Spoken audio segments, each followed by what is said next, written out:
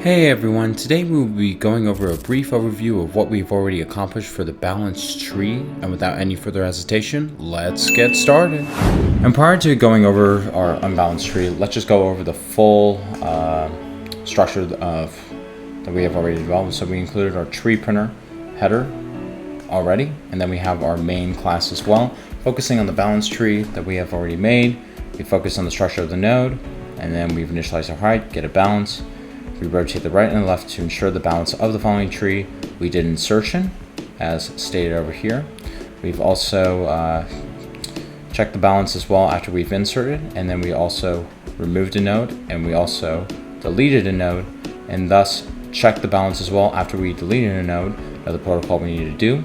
We performed in order, pre-order, and post-order traversal, breadth first search using a queue, and depth first search using a stack, making sure that we are still using the balanced tree, and we have the following outputs as well. So this is just a general overview from what we have already covered for a balanced tree.